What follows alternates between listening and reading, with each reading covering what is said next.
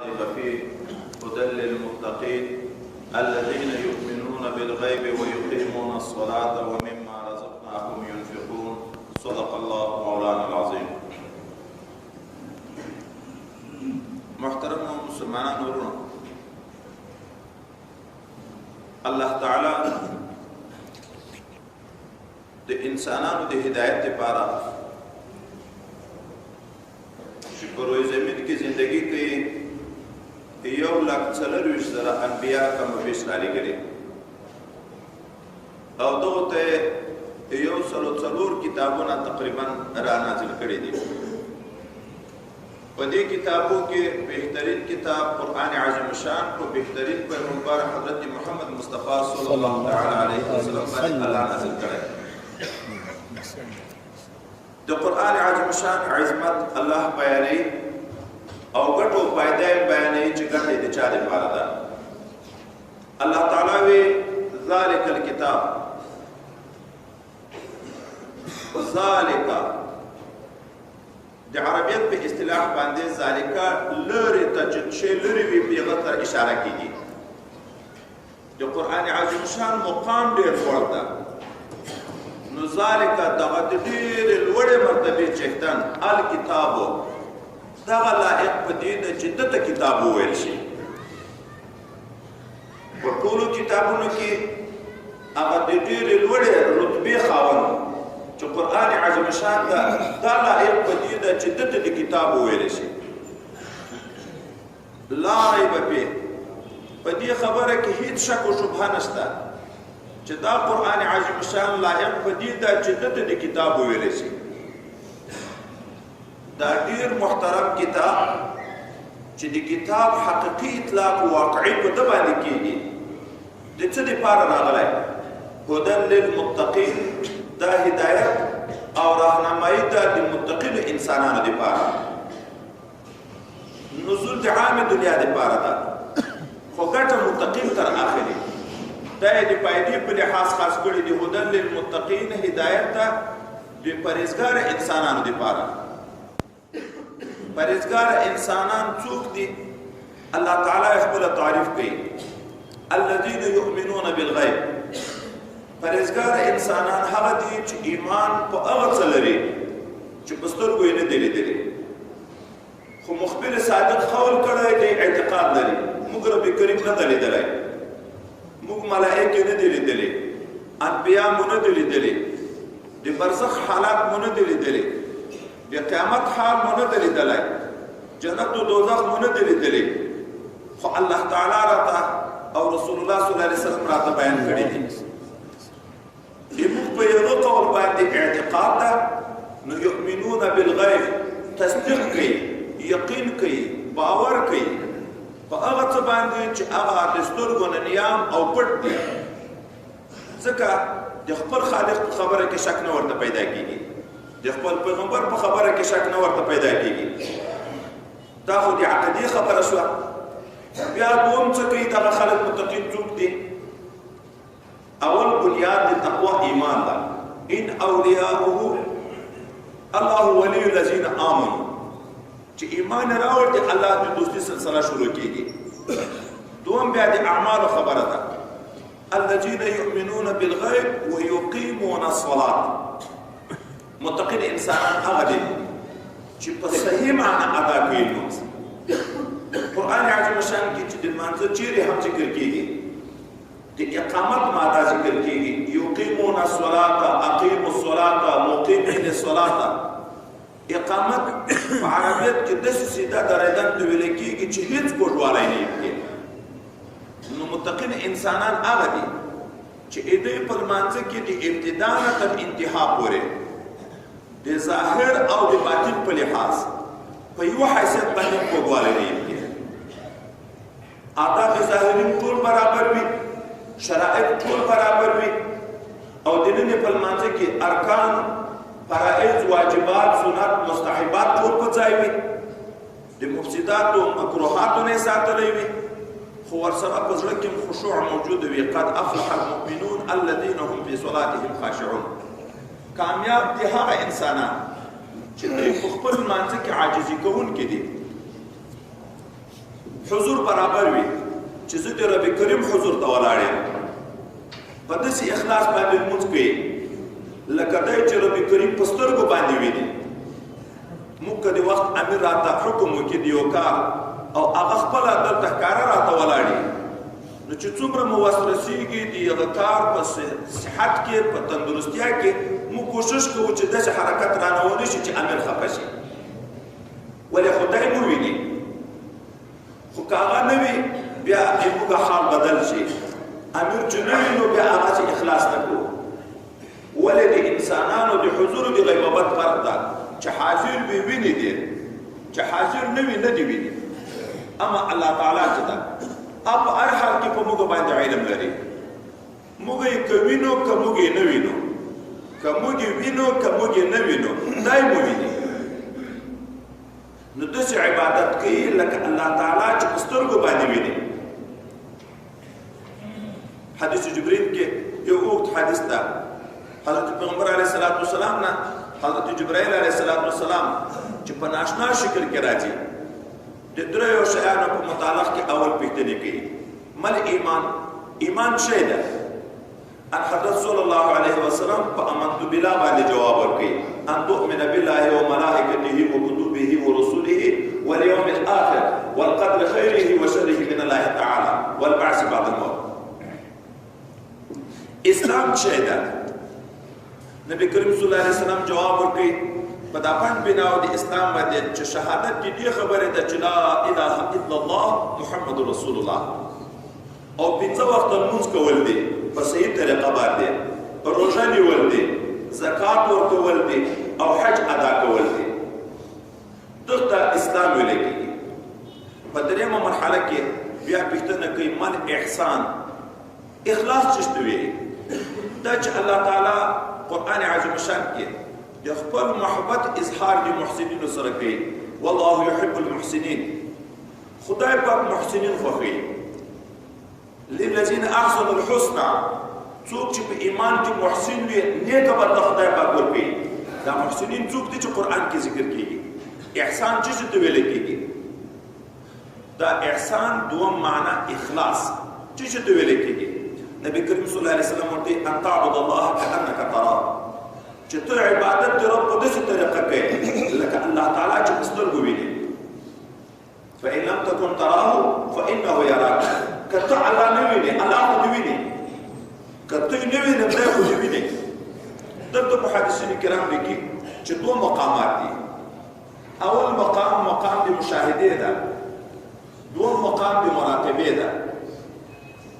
کله یو انسان تقوا غوره کوي د تقوا په برکت باندې الله تعالی دغه انسان ته کشفیات شروع کړي. کشفیات د الله تعالی انوارات بیا په سترګو باندې ویني. دغه حالت د مشاهدې ویل کېږي. لکه حدیث مبارک راځي بخاري شریف کې الله تعالی وی حدیث قدسی ده من عاد لي وليا فقد انذرته بالحرب. چا چې د ما لی رامخته کو چا چې د ما د دوست سره دښمنی وکړه نو د ما اعلان د جنگ ورته.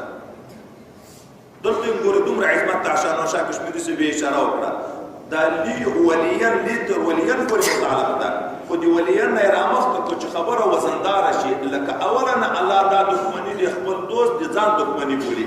من عاد لی څوک چې دښمن د ما دی ولی شو ورسته ولی وسره ذکر کوي. فقط اذنته بالحرب ما دغه انسان ته اعلان د جنگ ده.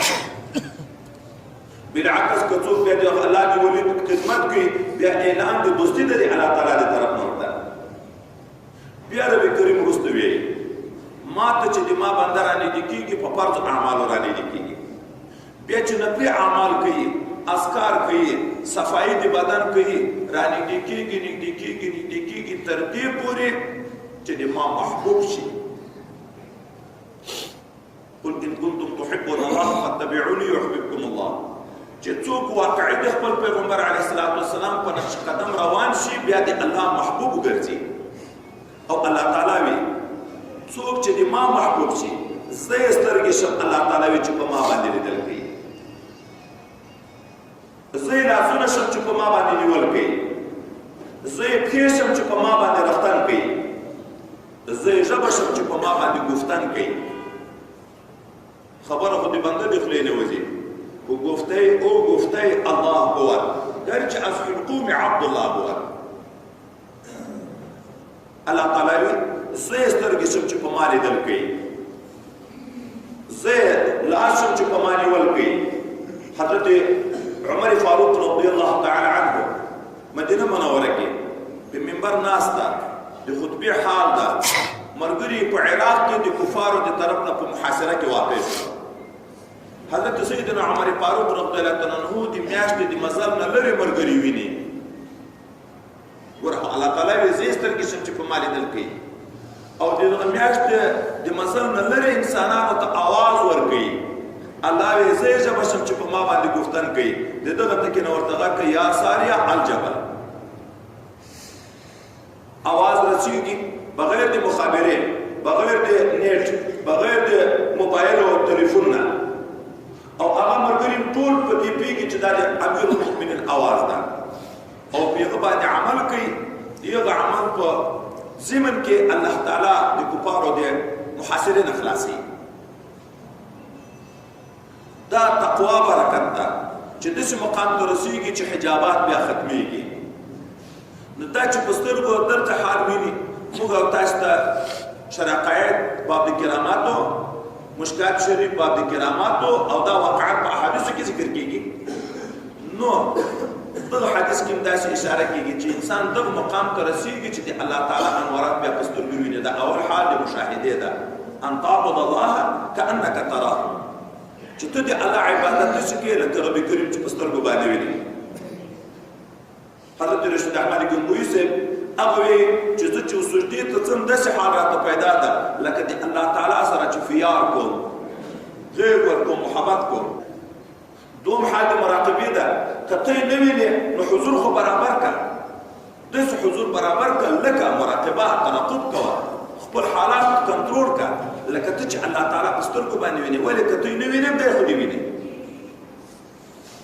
نو دغه قرآن برکت دا هدایت د متقین انسانانو لپاره متقین انسانان اول هغه چې ایمان بالغیب لري او بیا اقامت المنځ په داسې حضور سره کوي لکه الله تعالی چې سترګو باندې ویني روژه زکات حج جهاد هر عبادت په داسې حضور کوي لکه الله تعالی چې سترګو باندې ویني او دی هغه معلومه الله تعالی یې جماعت ته ورکړي دي لبی د خدای په رضا کې عبادات بدنیو مالیو اصل ته اشاره وکړو خو ایمان ټول په دغه کې نه منحصر اوس قران عظیم شان الله را لګره خو هدایت د متقینو لپاره د دغه تقوا په برکت انسان ته کوم مقام پیدا کیږي متقی چاته ویل کیږي اول د متقی علامه ذکر کیږي قرآن خو تفسیر وکړو چې ایمان لري او اعمال درست په شریعت برابر وي لان تعبیر علائم کتابونه لیکي وای متقی انسان علامه ده د تقوا اول اثر پسترګو کې کار کوي کوم انسان چې د الله تعالی نه ډاریږي تقوا خو ویل ته ویل کېږي هغه سترګې غلطه نه استعمالوي ځکه ان حضرت صلی الله علیه وسلم فرمایي څوک چې سترګې غلطه استعمالوي په ورځ د قیامت په د اور په سلایي باندې ګرم شوی سلایي د پسترګو کې ویل کېږي نو چې څوک د الله نه د دغه عذاب نه ډاریږي چې د اور په سلایي باندې ماسترګې تړلېږي نو هغه بیا سترګې غلطه نه استعمالوي دوم علامات تقوا اپا اوبو کې کار کېږي کوم انسان چې د الله تعالی نه ویریږي دا اوبونه غلط نه استعمالوي په دغه سروزونه په دغه غیبتونه په دغه نمیمتونه نور شیان نه اوري ولې حدیث مبارک ده دغه اوبونه چې غلط استعمال شي په ورځ د قیامت باندې به سرب په اور ویل شوي هغه ګرم په اور ویل شوي سرب د په اوبو کې تویږي چې څوک د خدای پاک نه ډارېږي دا اوبونه بیا غلط نه استعمالوي دریم د تقوا علامه هغه دا ده چې څوک د الله نه ډارېږي دا ژبه یې کنټرول شي ژبه بیا غلطه نه استعمالوي دروغ نه وي غیبت نه کوي نمیمت نه کوي بهتان نه کوي سخریا نه کوي دا غلطه نه استعمالوي ولې حضرت پیغمبر علیه السلام ته څوک وی چې ما ته نصیحت وکړه حضرت پیغمبر صلی الله علیه وسلم د په خپل ګوتو مبارک باندې ژبه ورته نیسي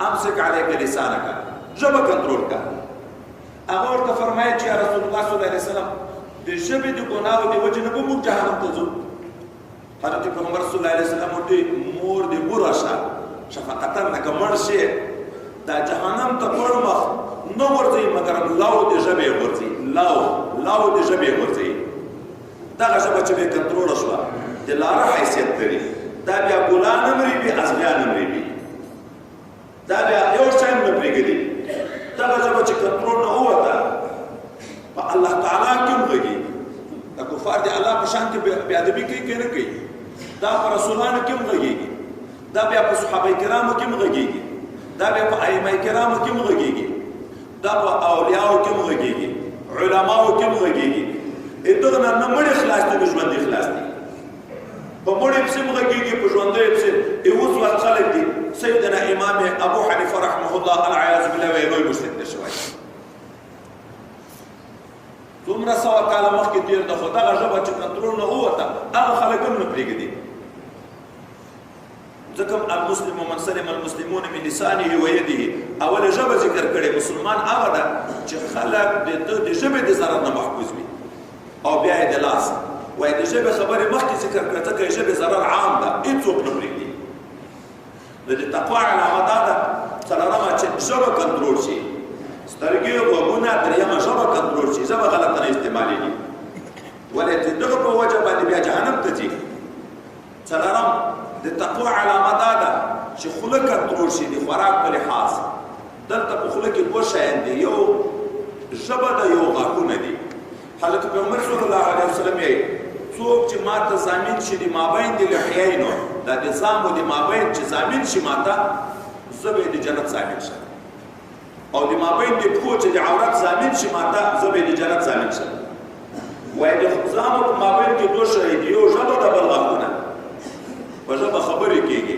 په غاښو خوړل کېږي او چې څوک د خدای پاک نه ډارېږي په دغه غاښو حرام نه خوري ولې خو حدیث مبارک ده کومه غوښه د بدن چې په حرام خوراک باندې شنه شوه هغه لایق په اور د جهنم ده چې په اور د جهنم به سوځي بیا به پس د هغه نه جنت ته ځي نو څوک چې د خدای نه ډارېږي د تقوا علامه دا ده په دغه غاښو بیا حرام نه خوري بیا سود نه کوي بیا غلاوې نه کوي بیا غصبونه نه کوي بیا رشوتونه نه خوري داسې شیانو نه ځان ساتي چې د هغې د وجې نه بیا جهنم ته ځي پنځم د تقوا علامه هغه په لاسو کې ښکاره کېږي کوم انسان چې د الله نه ویرېږي په دغه لاس قتل نه کوي په دغه لاس ویل نه کوي په دغه لاس پردی مال نه راخلي غلا نه کوي غصب نه کوي په دغه لاس غلط لیکل په چاپچې نه کوي لاس د ګناه نه ساتي ځکه د هر یو موجب د داسې سختو عذابو ده چې یو مسلمان ناحقه څوک قتل کړي قرآن خدا چې فیصله کړې عینه لکه د کافر په شکل باندې من قتل مؤمنا متعمدا فجزاؤه جهنم خالدا مخلدا فيها ابدا نو دغه لاس بیا غلط نه استعمالوي شپږم څوک چې د خدای پاک نه ډارېږي هغه قدمونه غلط نه استعمالوي په دغه قدمو باندې سینماګانو ته نه ځي په دغه قدمو باندې د قمار ځای ته نه ځي د سود ځای ته نه ځي د شرابخورۍ ځای ته نه ځي د سروزو د ډمانو ځای ته نه ځي دا قدمونه بیا جومات ته استعمالېږي مدرسو نیکو ځایو ته استعمالېږي اوم د تقوا علامه هغه په زړه کې ده کوم انسان چې د الله تعالی نه ویرېږي هغه په زړه کې د مسلمان سره حسد نه کوي د حسد په ځای محبت کوي ځکه کمال د ایمان هلته راځي حضور پاک صلی الله علیه وسلم تر څو سړی کامل مؤمن نشي جوړېدی حتی تر دې پورې ان یحب لاخیه ما یحب لنفسه بل مسلمان ته به هغه څه خوښوي چې ځان ته خوښوي بل ته به هغه څه نه خوښوي چې ځان ته نه خوښوي حضرت جریر رضی الله تعالی عنه صحابي ده په اخر وخت کې د نبی علیه السلام په صحبت مشرف شو ایمان یې راوړ یو قول دا د 40 شپې د نبی علیه السلام د دنیا د تګ نه مخکې یو قول دا د 4 میاشتې مخکې دا حضرت جریر رضی الله تعالی عنہ چې د نبی علیه السلام سره بیعت کوي په بیعت کې دا ورته وی د لمانځه د زکات د دغو په پایبند اوسېږي والنصح لكل مسلم او بل دا ده چې د هر مسلمان دپاره به خیرخوا یې خیرخوا بل ته به هغه څه خوښوي چې ځان ته خوښوي. یو وخت کې د ده آس ته ضرورت شو، خپل خادم نوکر یې ولیږه چې په ګنج کې ما ته یو آس واخله. هغه آس واخیست په 300 درهمه باندې راوست، آس ته یې ودرو. دغه آس ته په 300 درهمه مالک ته آس ته روپۍ ورکړه. ده چې آس ته وکته آس ډېر بهترین آس و. د آس مالک ته ویې تا آس تر 300 جګ ارزي ته په 400 یې راکړی در راخلم. هغه خو بیا خوشحاله شو چې ډېره خبره ده. وایي نه په 500 یې کې راکړی، په 600 یې کې راکړی، په 700 کې راکړی، اخر 800 وکړه، په 800 یې راکړی، په 800 یې تر واخیست. چې کله د آس چېرته 9 روپۍ ورکړې نو چا ورته وویلې په 300 یې درته اخیستی و، سودا شوې وه، تا 500 روپۍ د ځانه تاوان ولې وکړو؟ ده ورته ویلې ما د حضرت صلی الله علیه وسلم سره وعده کړې ده چې زه به د مسلمان دپاره خیرخوا یم. دا د آس چټکن ساده و، د آس په قیمت نه و خبر. دا آس که د ما وای ما د 800 نه په کم نه خرڅوم. اوس دغه وعده چې مسلمان سره به خیرخوا یې دا یو د حضرت جریر بن عبدالله بجلي وکړه د هر مسلمان ده. موږ چې کلمه ویلې ده ایمان مو راوړی، خو د دغه هر یو دا معنا ده چې موږ به د مسلمان دپاره خیرخوا یو، بل ته به هغه څه خوښوو چې ځان ته یې خوښوو. دا علائم د تقوا دي، غټې غټې مې درته ذکر کړې. د دغه تقوا برکت څه ده؟ قرآن ذریعه د تقوا ده، د تقوا د علامې دي. د تقوا په نتیجه کې د الله تعالی دوستي پیدا کېږي. ان اولیاؤه الا المتقون. الله تعالی په طریقه د حصر ذکر کوي نه دي دوستان د الله مگر هغه څوک دي چې د الله نه ډېر ډارېږي. نه دي دوستان د الله مگر هغه څوک دي چې د الله تعالی نه ډېر ډارېږي. د الله تعالی دوستي په تقوا پیدا کېږي. بیا د دوستي په نتیجه کې د جنت زیری دي، د کامیابی دي. ان للمتقین مفازا حدائق واعنابا وکواعب اترابا وکأسا دهاقا. دغه متقینو ته الله په دنیا کې پیغام رالیږي چې متقین انسانان کامیاب دي او کامیابی شرعي لحاظ باندې هغه ته ویل کېږي چې سړی جنت ته داخل شي. تر څو چې جنت ته نه داخل شوی سړی شکمن ده. فلاح کامیابی هلته راځي چې د جهنم نه بچ شي او جنت ته داخل شي. الله دغه متقینو انسانانو ته دا بشارت ورکړی ده چې متقینو انسانانو دپاره کامیابی ده او کامیابی جنت کې ده. ځکه مدشتي د جنتو نعمتونه اوس ذکر کوي. حدائق و اعنابا، باغونه دي بیا په جنتو کې، انګور دي بیا په جنتو کې. وکواعب اترابا، پیغلې دي داسې پیغلې چې نوې یې دا تې راپورته شوي دي.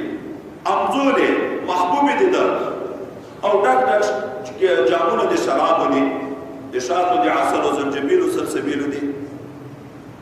نه به بیا بېکاره خبرې اتر کې اوري، نه به ستړتیا او ستومانتیاوې کې. د دې لپاره چې خبر اوږده نه شي، موږ او تاسې دعوه لرو چې مسلمان یو، امت رسول الله صلی الله علیه وسلم یو. قرآن عظیم شان الله تعالی موږ ته نازل کړی. اوس د دغه قرآن په شیشه کې د ځان وګورو چې په موږ کې قرآن خو هدایت د متقي دپاره ده. دا د تقوا علامې وګورو په ځان کې چې سترګې مو څومره کنټرول دي، غوږونه مو څومره کنټرول دي، ژبه، غاښونه، لاسونه، پښې او زړه، دا اندامونه مو ټول څومره کنټرول دي. شریعت برابر دي، تقوا شته او که نه؟ یو پاچا دی وخت یو عالم ته وی په دې خبره کې مې ډېر سوچ باندې ډېر پریشانه یم چې ما به الله وبخي جنت ته به داخل شم او که جهنم ته به ځم. یو ګورې قرآن ته وګوره، خپله قرآن فیصله درکوي. وایي قرآن کوم ځای ته وګورم؟ وایي دې آیات مبارکه ته ان الابرار لفی نعیم وان الفجار لفی جحیم. الله فیصله کړې ده نیک عمله انسانان به په جنت کې وي، بد عمله انسانان به په جهنم کې. لنډه فیصله ده د الله تعالی. اوس ګوره خپل عمل ته چې عمل په شرع درست ده، د الله د حکم موافق ده، نو بیا زیره د جنت. بیا ما پریشانه کېږه. الله په خپلو وعدو کې دروغجن نه ده، رسول الله په وعدو کې دروغجن نه ده. الله وعده کړې ده چې د ابرار او متقینو انسانانو دپاره جنت ده او د بد عمله انسانانو دپاره جهنم ده. موږ همیش دپاره شیطان لوګو کړي د خپل ځان د اصلاح کوشش نشته راسته. حضرت راشد احمد گنگوی صاحب، حاجی امداد الله مکی صاحب، مشهور صوفی او طالبان او ملایان او خلک ورته بیعتونه کوي. د سودا شو فقيه او محدث انسان دا چې ته ورشه دا وګوره دا خلک څومره صفات کوي، دا په خلکو کې مقبولیت د په څه راغلی. چې کله لاړ هلته حالات یې ولیدو، حلقې د ذکر یې ولیدې، نو حاجي صاحب ته ویې چې زه ځم. چیرې ځې؟ مدرسې ته ځم. وایي نن شپه دې موږ سره وکړو. وایي دلته خو حلقې د ذکر دي، ځکه د هغه جستیه طریقه وه، په جهري ذکرونه وو. زه کتاب نشم کتلی، زه خو محدث یم، هلته کتاب ګورم. دوی تا ته به ګوښې کوټه درکړو کمره، خو ګوښې مستقله کمره کې خپل کتاب وګوره، سهار لاړ شه مدرسې ته. چې پاتې شو د شپې سوچ ورسره پیدا شو، ته دا د خلکو حال وګوره د شپې چې دوی کوي څه. د شپې چې ګوري هر حال کې چې راوځي وګوري، خانقاه کې څوک په نفلو ولاړ، څوک په تلاوت لګیا، څوک په اذکارو لګیا. دا ما ته اصحاب صفر آیات شو، د حضرت صلی الله علیه وسلم شاګردان. تصوف د صوفي ته یو ځای ته منسوب ده. هغه آیات شو، یو به دا کول چې یا د کفارو سره جهاد یا د نفس سره جهاد، مجاهده و کوششونه و. نو سهار چې ځي حضرت حاجي امداد الله مکی صاحب ته ویې چې ما نوره فیصله وکړه د ځان سره زم ذکر شروع کوم. هغه ورته ویې چې مولانا صاحب ذکر سیکاو، یو وار یې زده کړه، بیا یې پس هغه نه شروع کړه، بیا بیعت د خپل سر باندې ذکر مه شروع کوه. نو بیعت یې وکړو. چې بیعت یې وکړو، په د اول بیعت کې ربي کریم داسې تاثیر ورته پیدا کړو، د ځان سوچ ورسره پیدا شو. وی ویلې صاحب که تا اجازه یې زه دلته د خانقاه کې یوه میاشت تېروم. پرون یوې شپې ته نه درېدم چې ما سبقونه قضا کېږي، دلته بیا یې چې زه یوه میاشت تېروم. ولې؟ هلته دوره دا سبقونه دي در سره. وایي موږ ټول وخت د نورو خلکو په اصلاح کې لګیا یو، خپل ځان رانوې. بیا یې مسلسل واړول، سبقونه یې پرېږدو او دلته یې واړول خپل ځان د اصلاح دپاره. مرقات د ملا علي قاري صاحب شارح د مشکات هغه یو واقعه نقل کوي. یو لوی بهترین مدرس عالم، هغه یو لوی ولی الله ته ورغی بیعت یې. هغه ولی الله ورته وویلې یو څه وخت درس پرېږده، د خپل ځان د اصلاح کوشش شروع کړه. دی ویې ما د خپل شیخ په پرموده باندې درس تدریس پرېښود. دا نورو علماو لکه یو آخر چې دا څو ګمراه پیر دا چې مدرس عالم یې د درس نه منې کړ.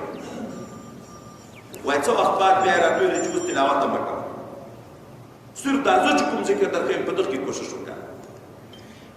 تلاوت نه هم چې منې شو، نو علما د ظاهر یو فتوا د زندقیت وکړه چې دغه پیر خو کافر دی چې د قرآن یې سړی منې. خو دی ویې ما د خلکو خبرو ته التفات نه کړو. څو وخت بعد بیا یې راته ویلې اوس تلاوت د قرآن عظیم شان شروع کړه. وایي ما چې دا قرآن عظیم شان داسې سره خلاص کړو، د هر آیات نه انوار راپورته کېده. وایي اوس حقیقت ده د ایمان چې کوم تعریف ذکر کېږي او کیسه اوږدېږي. حضرت شاه ولی الله صاحب، حضرت ثناء الله قاضي ثناء الله فانی فتحي صاحب، حضرت شیخ عبدالقادر جیلانی صاحب، هغه یو حقیقت د ایمان ده، یو صورت د ایمان ده. اکثر موږ په صورت کې لګیا یو، زموږ زندګي د صورت ده، حقیقت نه محروم یو. بهر تقدیر دا انسان سره دا سوچ پیدا کېږي د بیعت په برکت باندې چې ځان ته یې پام کېږي چې زه باید خپل ځان اصلاح کړم. موږ تاسې به کوشش کوو د خپل ځان د اصلاح. ټول خلک په نورو کې لګیا یو. غافلا ان خلق از خود بېخبر، لا جرم گویان د عیب یکدیگر. وایي غافل دي دا خلک د خپل ځانه ناخبره دي، نو خامخا د یو د بل په عیبونو باندې لګیا دي. د ځان کوشش اصلاح پکار ده او بنیاد زړه ده. د دغه زړه اصلاح چې راغله ټول اندامونه اصلاح کېږي، او د دغه زړه خرابي د ګناهو د وجې نه راځي.